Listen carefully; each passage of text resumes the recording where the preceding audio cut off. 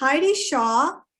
She's a licensed school nurse who has worked with Athens City School District for the past 9 years.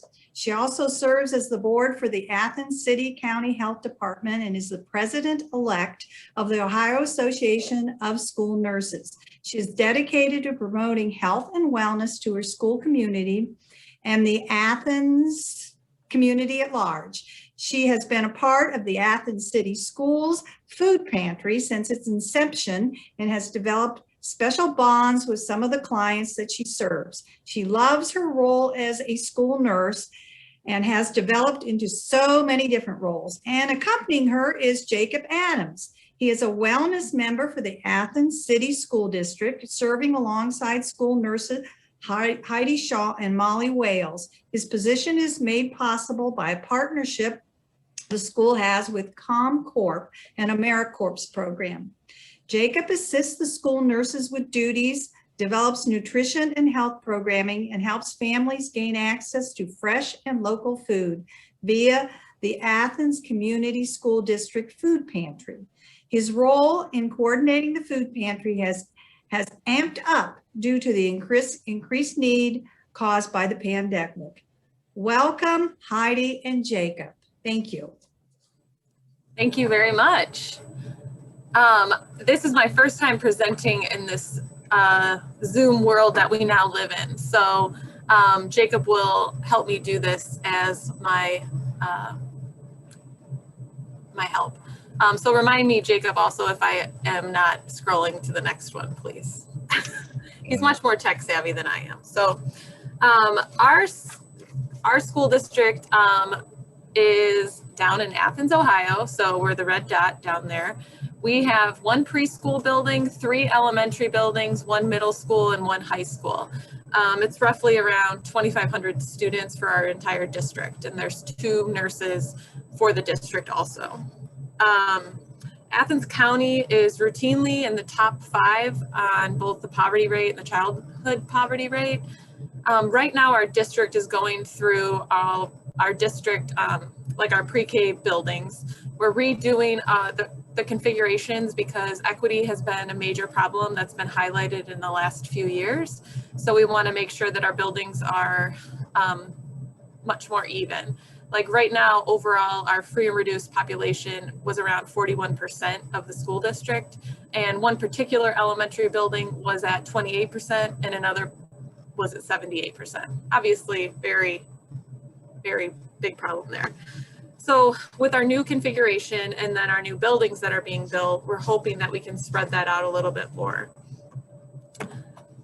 But we noticed that we were having some issues with food security and specifically around our holiday breaks. So these are some older pictures. Sorry that they're not the best quality, but you'll understand when I tell you kind of how this entire thing started. So in 2014, a lot of our elementary parents, I would say specifically, were really concerned about these extended holiday breaks. And so what they did is they got together, they raised a lot of money with their PTOs, and they connected with the Southeast Ohio Food Bank, which was wonderful. Then I got involved as kind of the one helping with the logistics of the district distribution.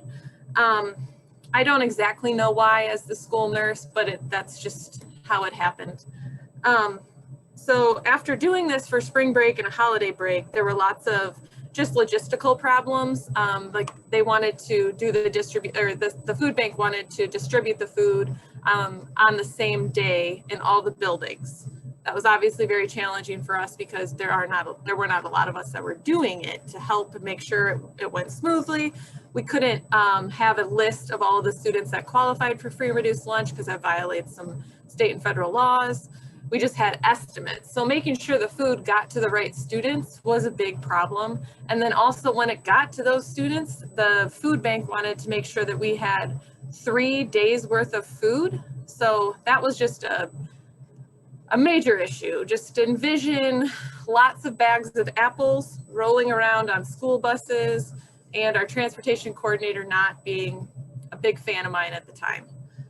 So I also work, I I head up an organization or a committee that's called the Healthy Schools Committee. It's kind of morphed into this from our wellness policy initiatives. And in 2015, we brought all of these ideas that we knew this was an issue of food insecurity, but that giving it out over the breaks wasn't exactly working as well as we wanted. So we came up with an agreement that they would give us a space. Now in hindsight, I should have asked for a very specific space, but I just said we need a space to house a food pantry and then we can get it going. We knew we wanted it at one particular building, which was our old preschool. It used to be an elementary building, and it's in Chansey, Ohio. So it's in one of our more concerning communities. So that's where we wanted to have it. That's where a lot of our students would be able to even walk to it if they needed to. So we worked with that building is also housed, it's housed by part of our preschool and then part of the Athens County or the Athens Megs Educational Service Center. So we had to make sure that they were okay with us using that space. And then also our preschool. So it made sense that we were open on Wednesdays because we would not have preschool students on Wednesdays. So that's how we chose that. And we wanted it to be the third Wednesday of the month because we know that SNAP benefits are recharged or like cards are renewed at the beginning of the month. So we wanted to get something towards the middle of the month where they might be having even more issues should folks run out of their SNAP benefits. We connected with the Athens City County Health Department, and they have a coalition called the Healthy Communities Coalition. They were able to provide us with shelves, ones on wheels, and all kinds of other things, like we got a refrigerator, we got a deep freeze, but they couldn't buy actual food. And then we went through the Southeast Ohio Food Bank to do the proper training and make sure we knew how to store food and all of that kind of thing. At this point is when I brought in Kim Goldsberry, who's one of our board members, and her and I have really been the ones taking it on, along with the AmeriCorps member that I have each year.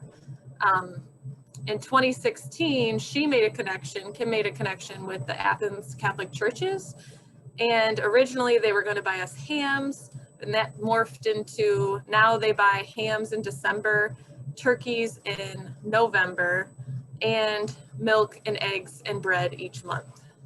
So it's been an amazing partnership, and they've been working with us since 2016. Now, some of the things I wish I would have asked for in terms of the space, which if anyone's coming up with wanting to do a food pantry in your building, take note of this. The room that they gave us was on the second floor of the preschool. So we have a lot of folks who, might be older, and it was challenging to have the stairs, but also we're giving out a lot of food. So we had to use the elevator. We had to use some wheelie carts to help get food outside to their cars. So that was a logistical major issue. And so I would just make sure that that was a part of your conversation moving forward if you're going to be wanting to start something in your buildings. Over the years, the time has varied. Originally, it was like 3 to 6, or it might have even been 3 to 7 because we thought that giant window would be helpful. And we've really morphed it down from 4 to 5:30. And I would probably say now, and Jacob, correct me if I'm wrong, that it's more like 3 to 5. We're there this entire time, but so many folks come early and we just give them their food so that they don't have to wait in line. But especially on the October and November months when they know that we're giving out the hams and the turkeys, we get quite a line. And in COVID time, we don't want any lines. So we try to beat the line, which is just getting there earlier and earlier and earlier. These are some pictures of the original space that we had, which was obviously an old classroom. A lot of these shelves we just took from other spaces that were not claimed and just moved them quietly, but not very quietly in here now, into this space and then put food on it. We got some shelves donated from a salsa company in town, and then the food itself just came from a variety of places. A lot of the food that's in this picture is actually from food drives that our students have done. Now where we're at now, in 2017, we were moved, thankfully, to a first floor.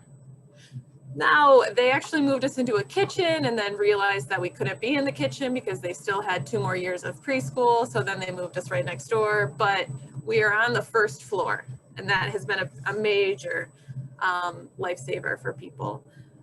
We actually have our own exit door out of the kitchen, so that's really helpful. So we turned it into a one-way. And that is also really helpful for when we have large deliveries so that they can just come in that back door. In 2019, we started using the Chester Hill produce auction, and Jacob will talk more about that here in a little bit.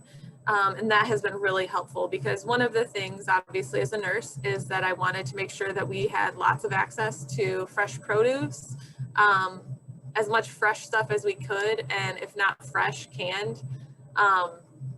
In 2020, obviously with COVID, it took our one-way walk-through food pantry, and Jacob and his amazing ComCore, AmeriCorps members and friends were able to quickly turn it into a drive-through. And we have learned a lot of lessons on how to do that in the last few months.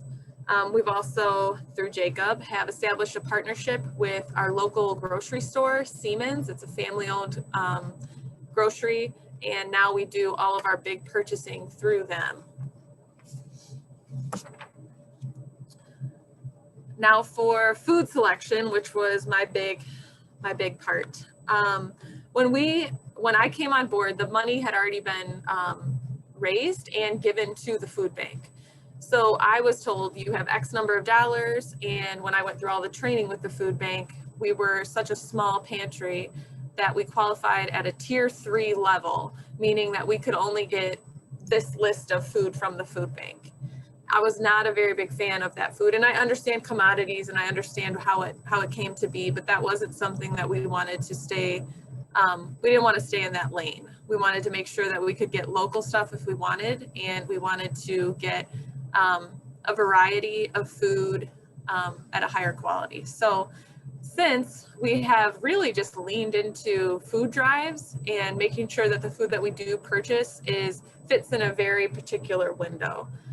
So what we try to do is, a typical month is we give out milk, eggs, bread, peanut butter, cereal, pasta sauce, macaroni and cheese, and then the different canned items, both or fruit, beans, green beans, soup, and then a fresh produce bag, which varies based on seasonal.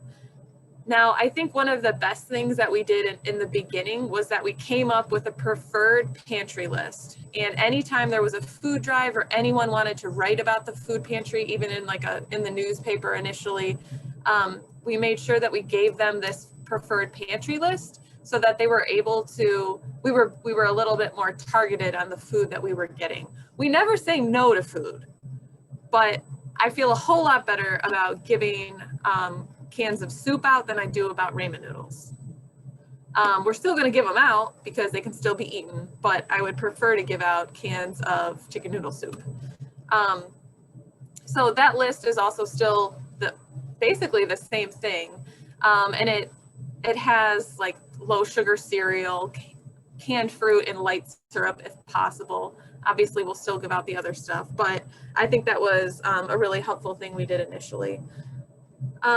We also, once we shifted away from using the food bank foods, then that put a lot of pressure on myself and Kim and our AmeriCorps member, and it's basically why I got an SUV, because we would go to Kroger and Piggly Wiggly and Walmart and everywhere and load up our cars with canned food, drive them to the food pantry very often.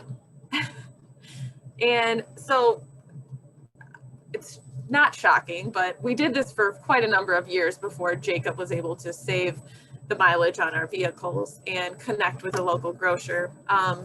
But it's how we survived, and it's what we could do, because Kim and I both have other jobs. that we have to devote some time to. Now, these food drives that I've been speaking of. So our middle school had already been doing a Thanksgiving food drive, and that happened for years before we existed. So it was more a matter of making sure that they knew we existed so that that food could now be kept internally so that we could give it out. I went and spoke to our local Kiwanis group, to multiple, we have 2 different Rotaries in town. Our teachers one year did a food drive. We've had a few different students that decided that instead of getting presents or toys for their birthday parties, that they wanted to do a food drive.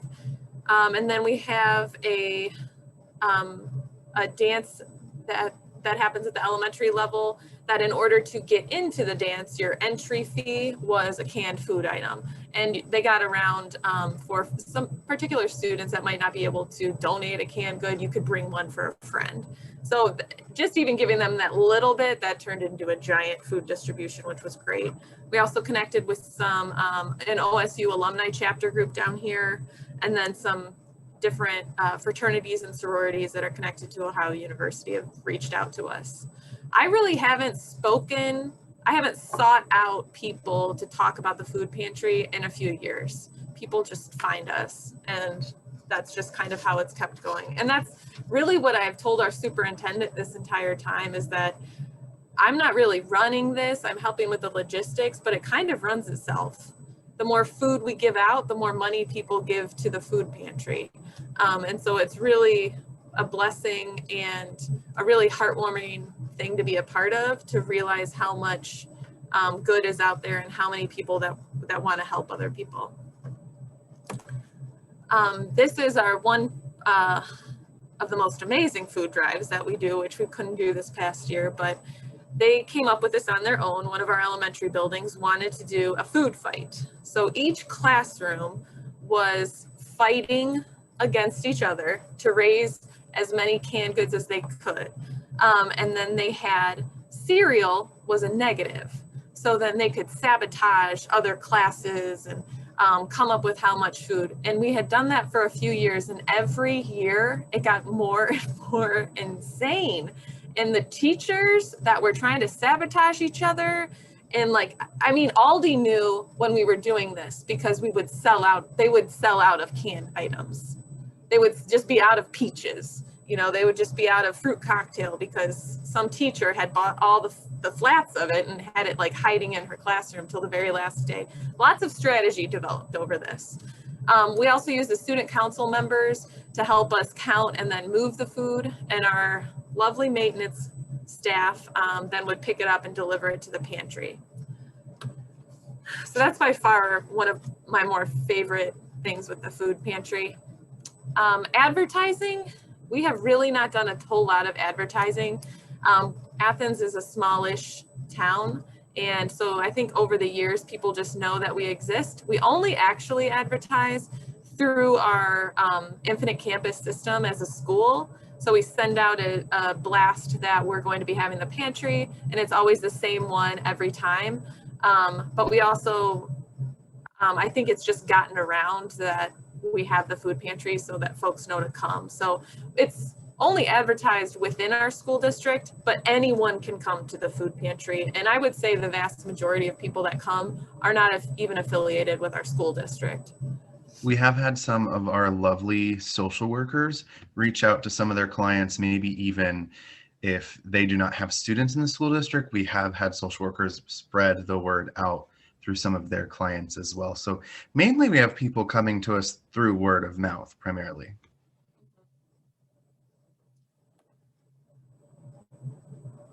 All right, so on top of also doing food access and getting food into the community, we've also used the pantry as a way to provide nutrition education and also kind of destigmatize coming to get food access by making it a community event where there's learning and friendly faces and such. So we have taste tests and harvest of the month primarily, which that started the 2019-2020 school year, correct?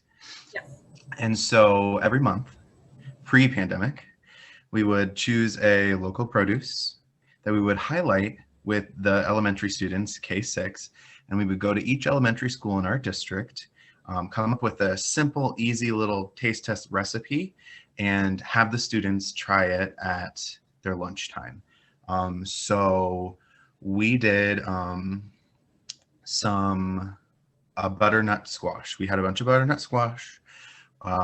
Me and Heidi and some of our team got to a nice place called AceNet that has a large processing kitchen, and we made a bunch of like mashed butternut and prepared all of that, and we took it to all the schools on the day and had the kids try a little like Dixie cup size of it to try maybe a new vegetable that they've never had before, because I can say I don't think I've ever had butternut until I was actually an adult.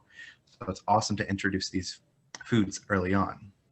Now, towards the end of the 1920 school year, come March, we couldn't really continue on because school was not meeting in person at that time. So we kind of put a pause on it. And come this school year, 20 to 21, we decided let's incorporate it into our pantry, where I actually really like it a lot more now because it requires a lot more creativity.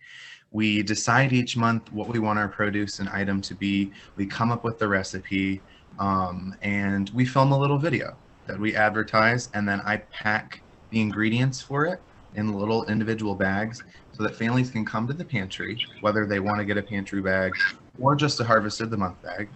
And it has the instructions, the ingredients, a little newsletter, and all the things you need to make it. It's just a little snippet here. Basically, we do these little videos every month, kind of giving you what is the food. We give you some facts about the food. Here we had highlighted a local business called Bulk Food Depot down here in Athens that sells a lot of bulk food. And we kind of highlighted what is bulk food, what is the benefit of giving bulk food and the environmental impact and the cost and all that stuff. So this is just something we really have a lot of fun with. Makes me feel like we're having a fun little cooking channel and we're throwing nutrition education into it. My favorite one that we did was for November. It was a acorn squash stuffing for Thanksgiving, which again, an acorn squash is something I've not tried until like a couple of years ago. So it's been really exciting to find these things. And we partner with, Heidi mentioned the Chester Hill Produce Auction and another local nonprofit called Community Food Initiatives that work to get food from farmers in the area to the community. And for our pantry, we try and coordinate with them. So that's where we've had butternut squash and acorn squash and blueberries and greens and green peppers and things like that that were grown here, that we didn't purchase at the grocery store. But of course, when it's really cold, like recently, we struggle to find some of that local food, especially in Ohio in the winter. So that's where we would connect with our local grocery store. Okay, Heidi, what else we got for our flyers? Yes. Yes, so this is actually a one page, it's a front and back. And we make sure that this goes home both electronically as an advertisement for the food, for the harvest of the month, but also goes home with the food because it has the recipe on it. So that if folks want to just make this on their own, they can, and families don't have to come, because we wanted to make sure that even if you didn't need to come to the food pantry, that you had access as a Athens City School District family, that you could come and get a harvest bag. So either they would connect with Jacob or I, we could bring it to their particular school building, or they would come during the actual food pantry. And we asked that if they came to the food pantry, they would just donate some kind of food as like their payment for the harvest bag. And going off of that, Heidi highlighted the food fight, which is so fun. I was really privileged to get to see it in fall of 19. And now due to schools being closed this past fall, we did not have a food fight. And we were kind of hurting for donations because schools weren't open, and that's where we solicited most of our donations, was from the student body. So we thought of a Santa Claus Christmas drive that was that adhered to like COVID safety. So we met at our high school because that had the largest space outside. We hired a Santa Claus to come, and we had parents drive through. The kids could meet Santa from the car.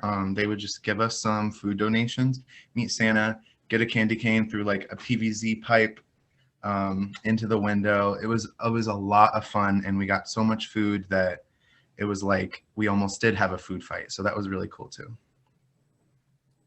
These are just some photos of how cute the bags are that Jacob makes that we give out. And then some of our dedicated volunteers.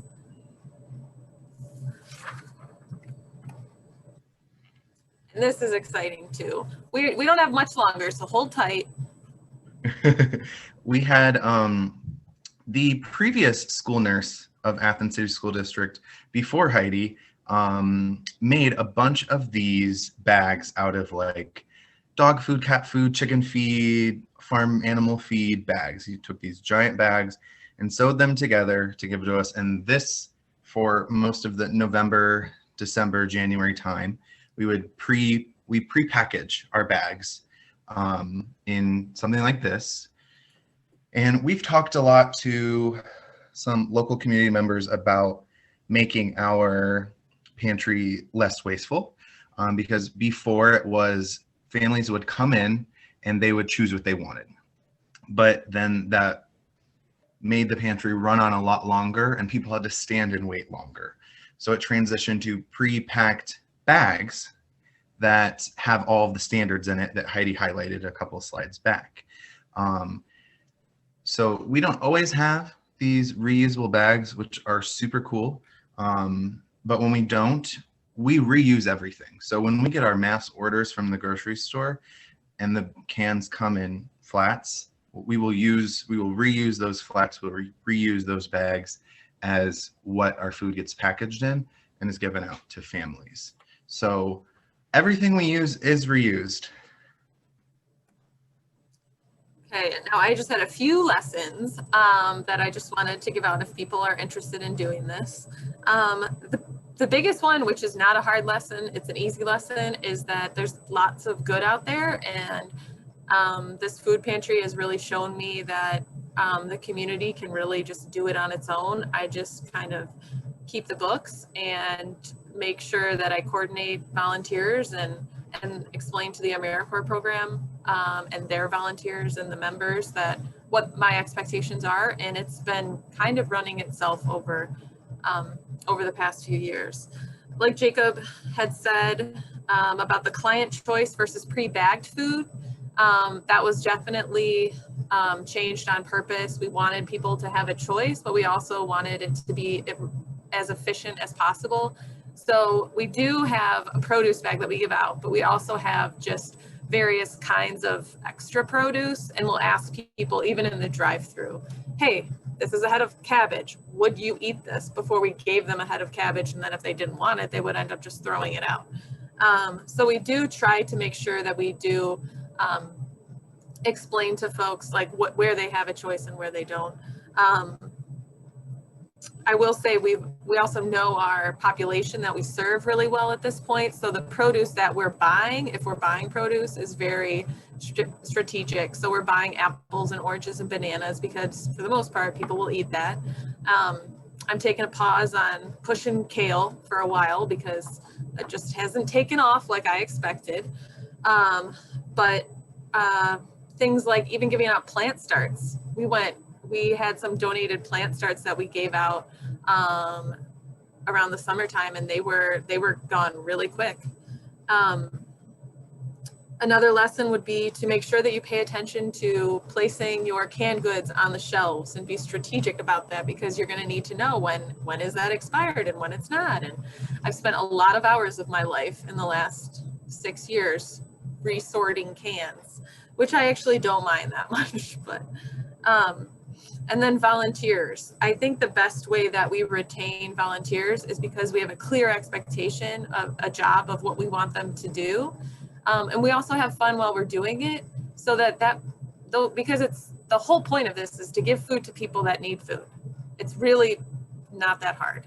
But we have, in COVID, we've had to make a lot of adjustments to make sure that we keep everybody, both the people we're serving and the people that are volunteering, as safe as possible. So making sure everyone understands what your expectation is of them, I think, is really important.